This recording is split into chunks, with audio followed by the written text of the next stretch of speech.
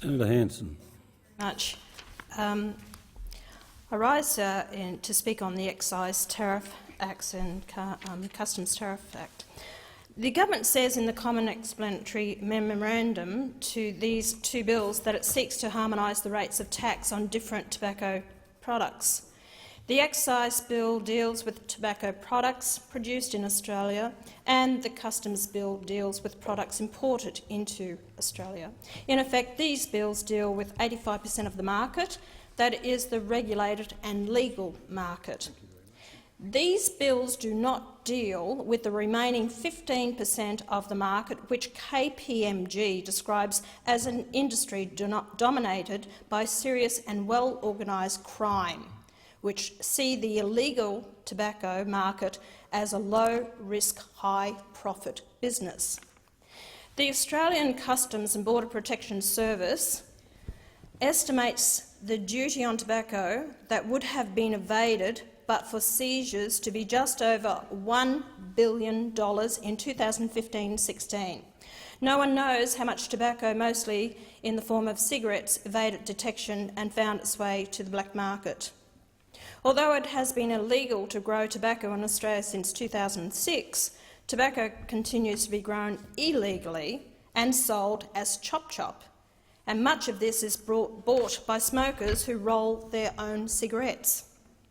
It is a statement of the obvious, but the government receives nothing from the sale of tobacco products in the black market. The central problem is that as the government increases taxes on legal tobacco, it forces smokers into the black market, and this in turn increases the size of the black market. It is estimated that around 13% of Australians over the age of 18 smoke, but the figures vary throughout Australia. In ACT, 10% of people smoke, but it is double in Queensland and Tasmania.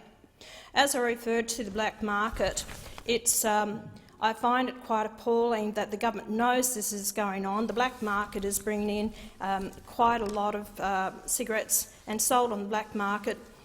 And the fact is that we are not doing enough at customs and point of entry into this country to inspect the containers to ensure that we don't have illegal cigarettes coming into this country. Smokers in Australia need relief from excessive taxation, and they need choices like electronic cigarettes. Electronic cigarettes are handheld devices that are said to recreate the feeling of tobacco smoking. It is currently unlawful to sell or to use electronic cigarettes with a nicotine cartridge. This is because nicotine is classified as a Schedule 7 dangerous poison under the Commonwealth Poison Standard. So while you fully buy cigarettes, you cannot buy nicotine electronic cigarettes.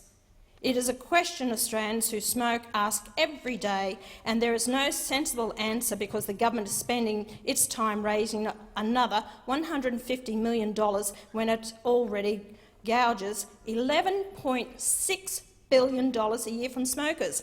Let me repeat that. $11.6 billion a year from the taxpayers. Well, those people, and they are taxpayers because they're paying taxes on these cigarettes and tobacco, from smoking. So the whole fact is, why would the government want to ban cigarettes when they're making so much money? I find they're a bunch of hypocrites, both Liberal and Labor and the National Party, because the whole thing, it's about a money grab. It's about $11.6 billion a year that they're taking from these people who are addicted to cigarette smoking, who are forced to pay this extra amount of money, when really it should be put the money. I'd like to know, does the money go into consolidated revenue, or are we really trying to do something to help these people that are addicted to smoking? Is the money going into nicotine patches to reduce the cost of that? Or is it actually, are we putting the money into checking out the black market? Because the black market, the government is forcing people back to the black market to buy the cigarettes there, and who knows where that money goes. So I don't see this government helping whatsoever. I spoke about electronic cigarettes.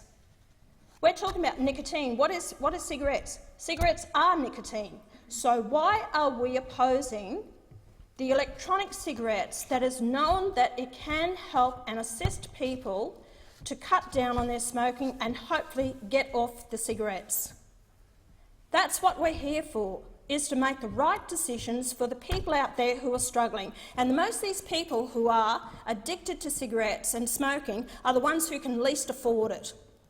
Because they're so addicted, they go and spend their money on a packet of cigarettes that actually, gives them a relief, usually from depression, or the fact is they don't have work, they're trying to live on a minimal wage or a very low handout in social security, and the least of all they can afford is cigarettes, but because they're addicted to it. We have to start looking at doing something to help these people get off the nicotine. And another thing I'll raise too is the chemicals that the cigarette companies put into the tobacco for the cigarettes. Why don't we look at that? If nicotine is a factor in it, or an addictive, or all these other poisons that they put in it so it burns longer or faster for whatever reason, then why aren't we looking at that, controlling what the companies put into these cigarettes to try and help these smokers to get off it? I'm not for smoking, but I believe in a fair society to try and help these people instead of gouging them again with higher taxes which they can least afford, and start showing me policies and legislation that is going to help and assist these people.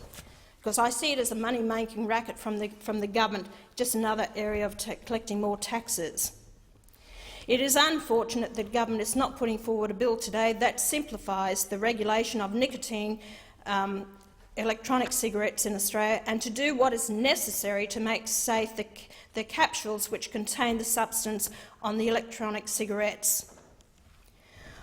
I want to now turn to I will speak further about the non-nicotine electronic cigarettes. In South Australia and Western Australia, it is unlawful to sell products that resemble tobacco. In Queensland, New South Wales and the ACT laws ban the sale of electronic cigarettes to people under the age of 18.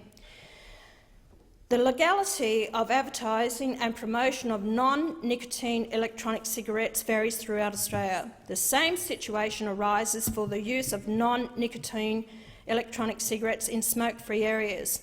Instead of working out ways to tax smokers more and limit their choices, I want the government to take leadership in harmonising the laws on electronic cigarettes and do more to reduce the illicit tobacco industry in Australia.